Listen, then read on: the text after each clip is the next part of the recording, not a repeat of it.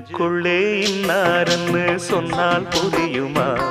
அது கொஞ்சி கொஞ்சி பேசுறது கண்ணில் தெரியுமா?